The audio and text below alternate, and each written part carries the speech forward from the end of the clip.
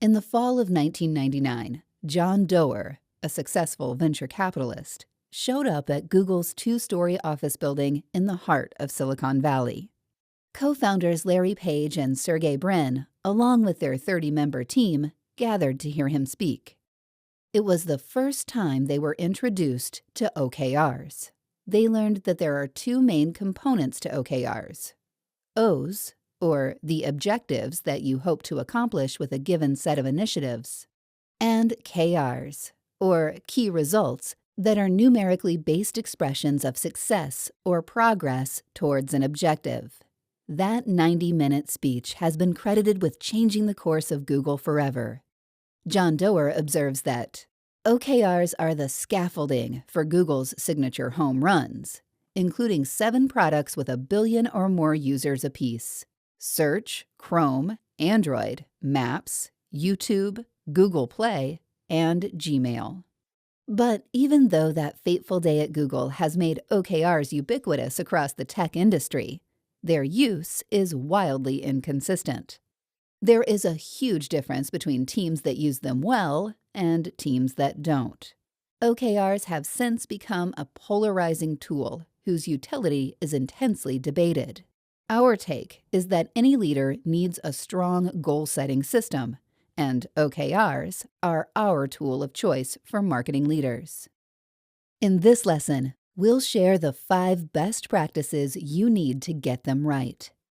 First, we'll need to connect our OKRs to our North Star metrics.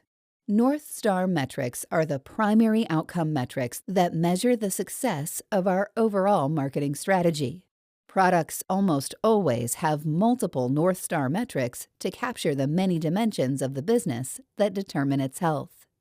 Our marketing strategy and growth marketing programs both delve into how to define your North Star metric in more detail. But here are the basics you need to know now. Businesses will typically have North Star metrics for acquisition, retention, and monetization, and marketing teams may want to focus on all or just some of those North Star metrics. Your North Star metrics will guide your cross-domain marketing work. Common examples of North Star metrics include number of new customers, weekly active users, or average revenue per user. Once you've defined your North Stars, it's critical to make sure that your OKRs also tie to those outcomes. For example, let's imagine one of the North Stars your team is focused on this quarter is increasing weekly active users. An objective that ladders up to that outcome might be launch email as a lifecycle marketing channel to drive increased weekly active users. When your OKRs aim to improve your company's North Star metrics, you can be confident that your team is working on the highest impact areas. There are some OKRs that look meaningful on the surface, but don't actually drive important marketing outcomes. We call these vanity metrics. It's easy to fall into their trap because they're so easily measurable and show signs of major impact from your work. But not everything shiny is gold. In reality, vanity metrics incentivize teams to focus on initiatives that don't actually impact your North Stars. For instance, let's look at Alma, a membership-based mental health network. In the beginning, Alma's Instagram account had fewer than 2,000 followers. An easy vanity metric to fall victim to would have been setting an OKR around growing the number of Instagram followers. This is easy to measure and track over time, and the marketing team could likely boost that following significantly if they dedicated time and resources to it. But suppose that Alma's North Stars are to increase new members and weekly active users. In the end, simply boosting the number of Instagram followers might not be the most effective way to drive the outcomes Alma cares about most. There are other marketing channels and tactics that could drive a bigger impact on these metrics. Testing for correlation between your key results and the marketing outcomes you care about driving is an easy way to avoid vanity metrics. The basic question should be, if we are successful in improving this key result, are we confident that we'll improve the marketing outcome we care about as well? You can learn more about testing for correlation between your key results and marketing outcomes In the growth marketing program. The second best practice is setting realistic stretch targets for the OKRs. Setting realistic targets is a delicate balancing act. We don't want them to be too ambitious, but we don't want them to be overly cautious either. We need them to be just right. Ambition can create excitement, but when the target seems unrealistic, excitement fades and your team will no longer strive to reach it.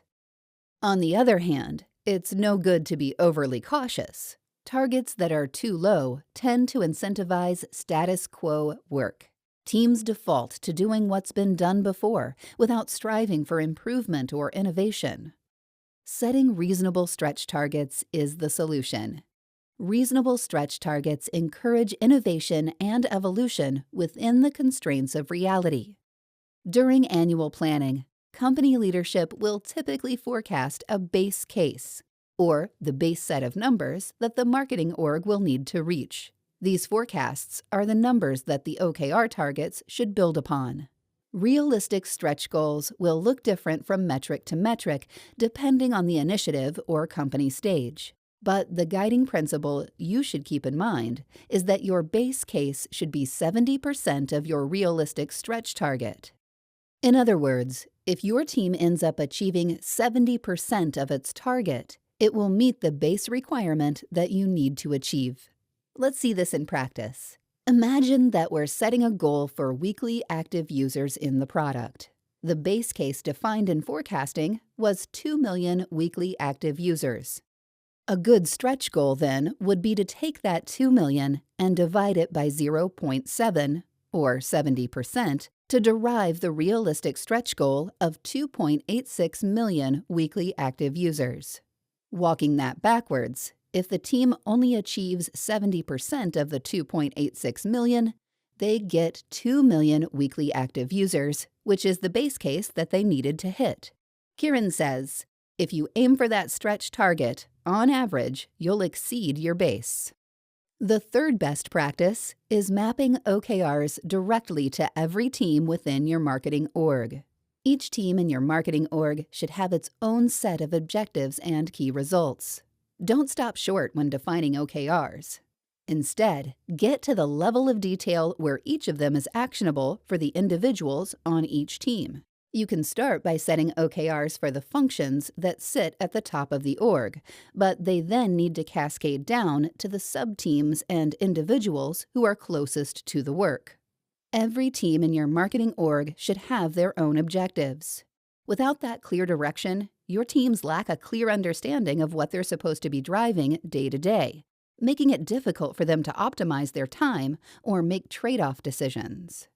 Objectives should be defined as something that they can directly influence. In addition, every individual contributor on the team should be responsible for driving at least one key result. This key result should be one that they can directly measure. Vimeo, the video sharing platform, presents a great hypothetical example. Let's say one of Vimeo's key business outcomes, or North Stars, is to drive X amount of money in ARR, or annual recurring revenue. The marketing org's overall objective is to drive subscription revenue, which directly drives ARR, by promoting new player products. The product marketing team has its own objective that feeds into the overarching objective, which is to drive adoption of new player tools through player product launches. From there, individuals within the product marketing team can have specific key results they own. One might be to launch video SEO in order to drive a certain dollar amount of basic plan to plus plan migrations in the first 30 days post-launch.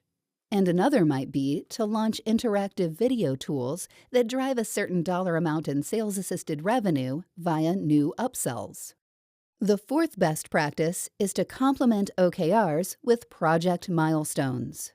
Here's a reality check. It's not always possible to map the work your marketing org is doing to a key result. Project-based work, or long-term initiatives, are notorious for not having an immediate impact on performance metrics. Fareed Mosavat, Chief Development Officer at Reforge, puts it this way: If you were to try to measure the success of an ongoing brand revamp based on the number of new signups you got this month, you'd be fired. But no performance metrics doesn't mean no metrics at all. It means you should rely on milestones that focus on delivering an action or a deliverable within a specific time frame. Let's walk through another hypothetical example, using Grain this time. The video call recording and transcription product is looking to leverage email more heavily as a marketing channel. To do that, they needed to implement a new email service provider, or ESP, to accelerate and automate parts of the email marketing strategy execution. Implementing an ESP requires significant setup work before Grain's marketing team would actually see strategy impact. They need to identify requirements for the technology, choose a vendor, integrate the tech, and get the team ramped up on how to use it. With this kind of work, there are no metrics or key results per se. So instead of using key results to measure progress of new ESP implementation, Grain's marketers would define key milestones for the project. For example, for the task of choosing a vendor, milestones might look like identifying possible vendors, completing requirement evaluations, creating implementation plans, and finally, choosing a vendor and signing the contract by a specific date. To do this, Grain's marketing leaders can work backwards from the choose a vendor deadline, setting deadlines for each of these milestones. They could then monitor the progress against the predetermined deadlines to measure the work's completion and success, the same diligent way they would track and measure key results. The fifth best practice is to revisit and update your OKRs over time. Set it and forget it is not the way to approach OKRs. And yet, so often, marketing leaders see defining them as additional overhead work, something that they need to move through quickly to get to the real work of delivering their strategy. That's when OKRs become just an exercise, not the powerful tool they were meant to be. It's up to you as a marketing leader to lead by example. Incorporate them into your team's work and check in on progress actively and consistently to endorse their importance. In the next lesson, we'll show you how to track, assess, and modify the progress of OKRs using OKR tracker templates and if-then scenarios.